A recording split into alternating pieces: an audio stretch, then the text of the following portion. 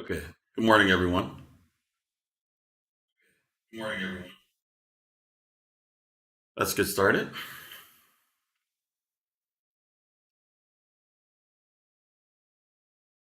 All right. Firstly, I'm going to start off with the economic data. So for Monday, we have no pending data announcements. However, there will be, well, not for the United States specifically, but there will be some announcements. So we have the Bank of England's Governor Bailey speaking.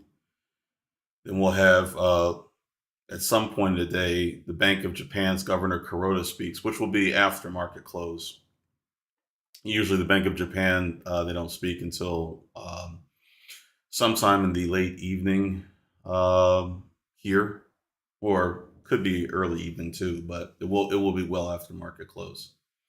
But I do think that there will be significant conversation about the whatever Governor Bailey has to speak about. Remember, we're now dealing with a global banking crisis. That's been the case at least for the last 2 weeks. So there's a lot to be considered. Also, as far as I'm aware, there have been no emergency meetings or last minute meetings that happened over the weekend. I was looking, but I didn't see any. Okay, so if that's the case, then for right now, it seems like they're settled on what they want to do as far as the regulators globally. Now, as I mentioned before, we have to look at this as it is. This is a crisis, and that means that there will be problems that will occur. One of the things that we should keep in mind going forwards is that the tech sector has benefited tremendously from this current situation because you had basically money rotating out of banks and rotating into tech, and specifically the top tech companies, which would be Apple, not PayPal, Apple, Amazon, Microsoft, companies like that. So they have benefited tremendously from this. So Apple, Microsoft, Google, basically any stock that you look up that is part of the top percentage, or let's say top 20 percentage of the S&P's weight. Those are stocks, and if they're tech stocks, which of course that would be both, they're both because all of the top 20% of the S&P are tech stocks, as far as I know. So basically, they're the stocks that money is going to. So Meta is another one, Microsoft, um, Amazon, Apple, Google. So some people call it Magma, MAGMA, standing for the names of the companies. So depending on who you ask, it could be Microsoft, Apple, Google, Meta, Amazon. But you get the point. So those stocks have benefited. Money has flowed into them. They're not the only ones. I noticed that Intel also was up quite a bit recently. This is just today, but these stocks have benefited from inflows of capital. But the problem is that you know where else is the money going to go at this point? After a while, only but so much money can be moved from one place to another. So that means that don't expect the biggest name tech stocks to keep moving up every day, or as much as they have before. Expect them eventually to start slowing down. Now, we don't have to think about that necessarily right this moment, but it's just something you want to keep in mind going forwards that eventually that party is going to dry up and you're going to have to deal with the fact that eventually those stocks are going to have to follow the rest of the market wherever it goes. And as it stands right now, based on statistics I've seen, the amount of short interest in the S&P is not as large as you would think. Apparently, the degree of shorts in the S&P are near either at or near long-term lows. I forgot the time frame. I think it's like the last lowest in 15 years or something like that. The point is, there's not a lot of short interest um, in the S&P, right? So some of us might be expecting that hedge funds, et cetera, they'd be massively short, but as of right now, they're not.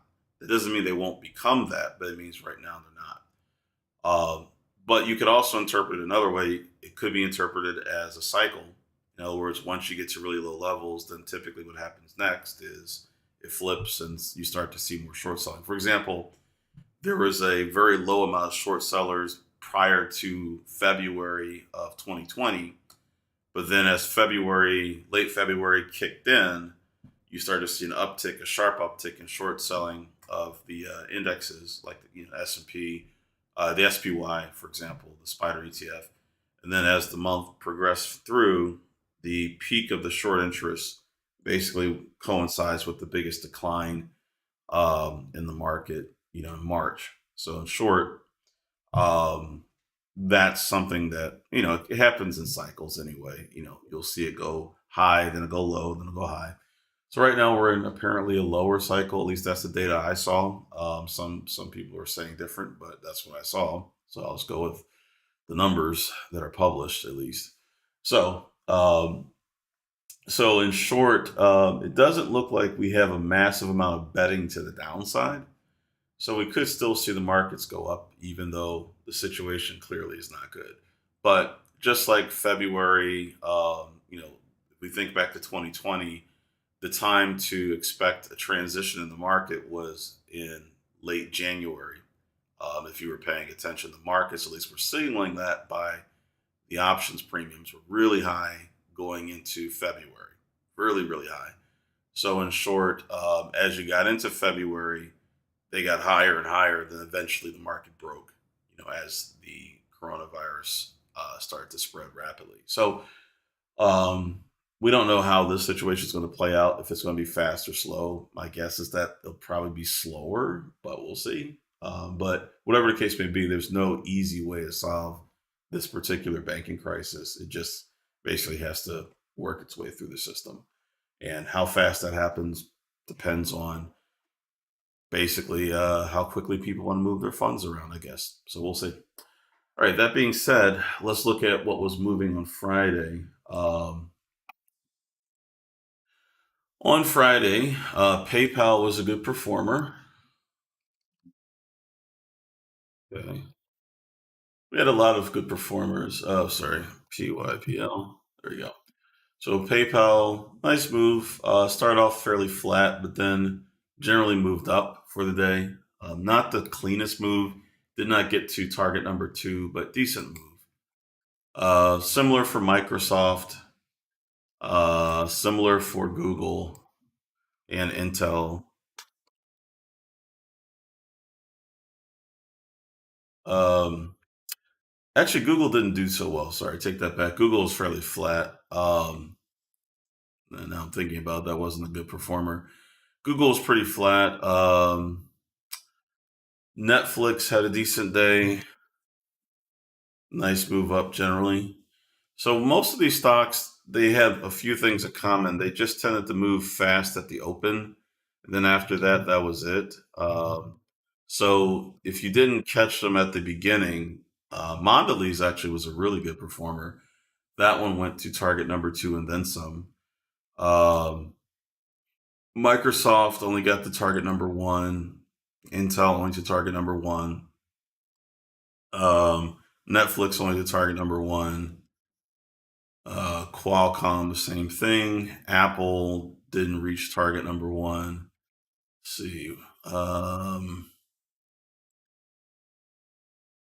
I was looking through my list here. ETNB moved at the open. That was it. So for the most part, Friday was kind of slow. You had a lot of stocks like Microsoft that got to one target, but then that was it. Microsoft didn't reach target number one until the end of the day on Friday. Baidu reached it very quickly. So Mondelez was probably the best overall performer of the day as far as um, how consistently it went up. So if you caught that, great. This one also was a very slow burner, so if you spotted it, you had plenty of times that you could try to get in. So Mondelez, really good performer. Otherwise, most of the tech stocks you had to catch at the open, and that was it. Okay.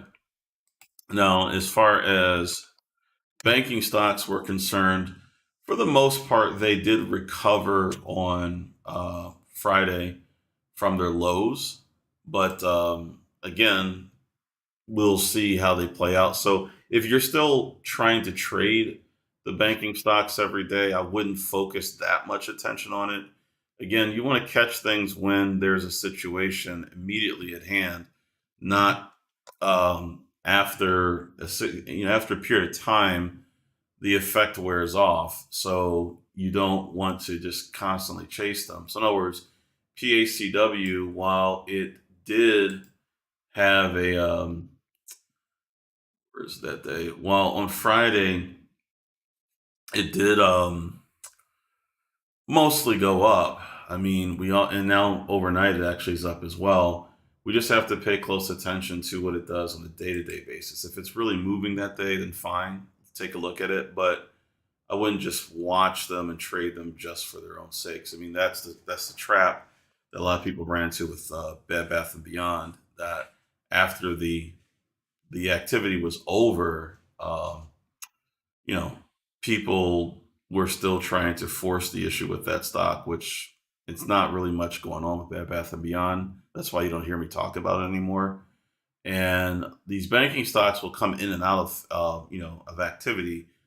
It's good to know that something's going on, and if you see something moving, great, but don't focus too much. So PACW might be something today. I'll go over in just a second, but basically the regional banks had their bit of a recovery, and then we'll see if they're definitely up today. We'll see if they continue to go up. At least they're up in the pre-market. The Nasdaq itself is not really up pre-market. It's up over where it was on Friday, but not by enough that I would make a big deal about it. So the Nasdaq currently up 0.31%, which for the indexes that's not terribly small, but that's within normal parameters. Not a strong indication that people want to buy. There's no news coming out today, so we'll see. All right, so let's take a look at what's moving pre-market. All right, so in the pre-market, here's what we got, or at least here's what I see.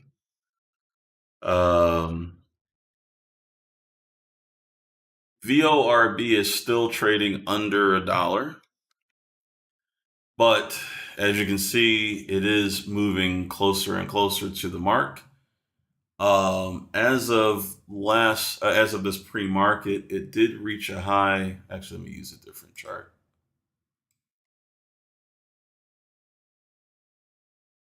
Use this chart. So as of the pre-market, it did reach a high of 95. Sorry, it was post-market. Sorry, it was after the close on Friday. The stock reached a high of 95 cents. Since then, in the pre-market today, it's going to a high of close to 88 cents, and now looks like it's flattening out. So this stock, I'll keep it in mind. It's not going to be something we're going to trade. We do not trade stocks under $1 ever, but it will be on the radar, something to keep an eye on for later. So I'll just put a note for it. It's not going to be on the radar to watch at the open, just something that I'll keep tracking. But so far, it hasn't broke the $1 threshold, or at least hasn't stayed above it. All right, another stock that's moving right now is COEP. Not a stock that I'm familiar with, but there it is. Currently has traded 1.6 million shares, up about 15%. Currently looks like it's going to be a pump and dump. The reason why I say so is if you look at the action, it's up and then it's selling off. So it doesn't look like that's going to open and keep going up, but we never know. So we'll keep it on the radar, but don't expect too much out of it. In other words, just expect that it probably is not going to be that impressive. But we may be surprised, so since it's active, we want to still keep an eye on it. All right, next up is PacWest Bancorp. Now, this is an example of a stock that has its moments, but if you look at the movement currently, like okay, right here, it's moving from about 910 up to about 970. Now, that's a 60 cents move, and you know you're not going to capture all of it. So realistically, you might capture 20 cents if you really time everything perfectly. So if that's all I can capture and I really have to struggle to get it, not really worth it. So if I buy and hold all day, it moves up, maybe 70 cents, or sorry, 50 cents in my favor before I have to get out. If I'm lucky, more like 40 cents if I'm really doing well. So my point is, it's not likely you're going to capture that much of these moves. So unless the stock is moving in a much bigger range, today it looks like it is. It's got about $1 of range there. So the more it moves, the more it's exploitable. But if early on you try to get in and it goes your way and it stops moving after 20 or 30 cents in your favor and then you get out, well, unless you really think it's going to go much farther than that, I wouldn't waste too much time on it. So if it happens again, maybe try it. But this is not moving in a large enough range that really you want to spend too much time on it. So, compare it to something like Mondelez, where you have a very consistent move up that goes, it would have been fairly simple to capture, let's say, $1 plus in this move at least.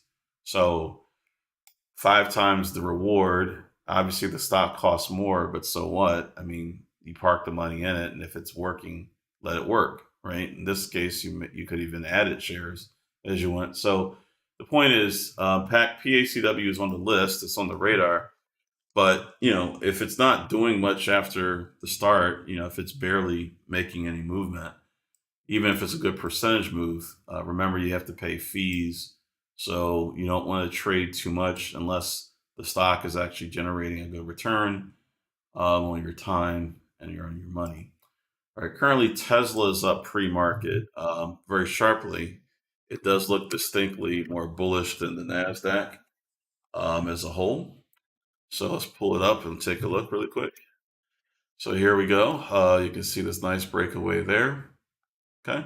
Now remember, there's no major news that's announced this morning, as far as I know. No, I've looked around. I mean, I'm sure there's some comments that are made here and there, but the point is, several stocks have a similar trajectory right now in pre-market. So Tesla looks fairly strong.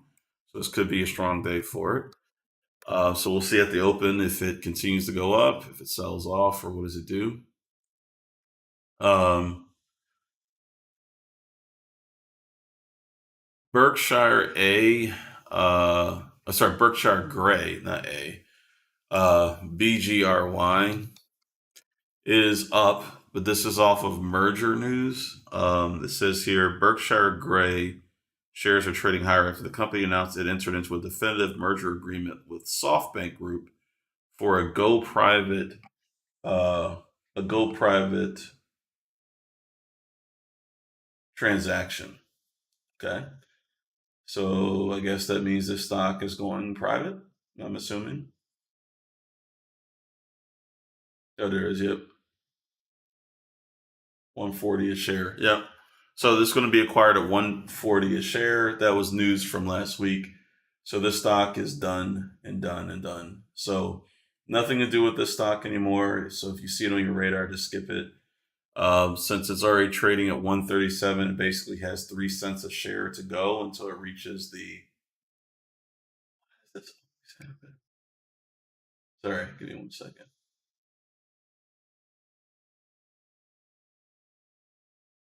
Sorry, I had to get this. 1 second.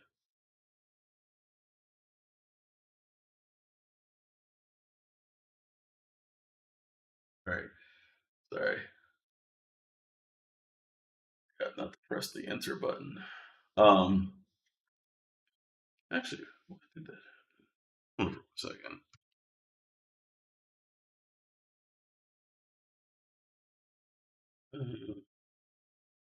One second, guys. Let me check something.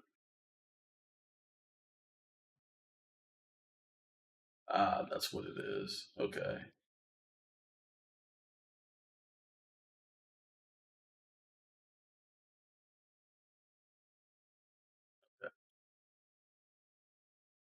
That's what it was. Okay, sorry.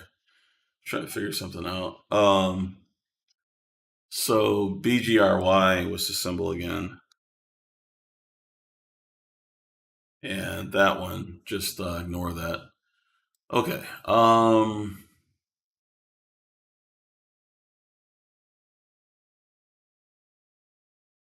Yeah, I got a few smaller price stocks,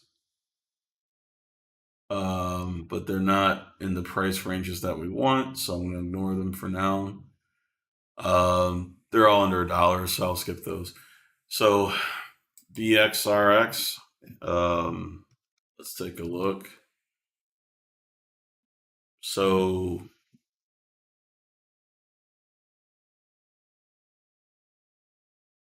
see what the volume is on that. That's the main thing right now. 1.1 million shares. Okay, it's high enough. All right, looks like it's going to be a pump and dump, but we'll watch it at the open. Based on the price action, it looks like it's going to be a pump and dump, up and then sharply down. But we'll see. It may keep going. So we'll watch it at the open, see if it starts to go up. In this case, that'll be the only direction we really want to trade it. And if it does, then great. And if it doesn't, it doesn't, right? But we want to look and see at the open what these do. That's all I see on my radar right now. Do you guys see anything else that looks interesting on the NASDAQ? Trading at least above $1, trading at least 1 million shares. Anything that's moving that you guys see that I haven't mentioned already? So far, we got COEP, PACW, TSLA, Tesla, and BXRX. So unless you guys see anything else, that's it.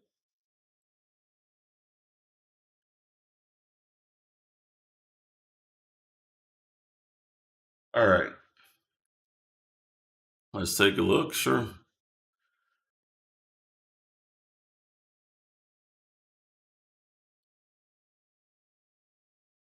Um, it doesn't look like much is going on.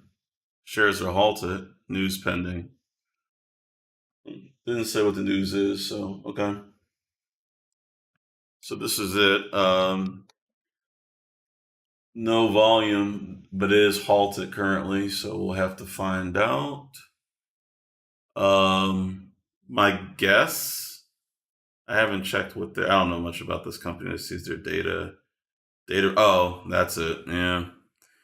So they got a data release coming up, so we won't know anything about this until after the fact. So we'll put a star next to that one, JNCE, as something to keep in mind, but not something we're going to be closely watching. Just once it resumes trading, perhaps there'll be some opportunity. But that could be one, since it's pending news. Hopefully, the news is positive, so we have something to trade. But if it's negative, that might be the end, the opportunity.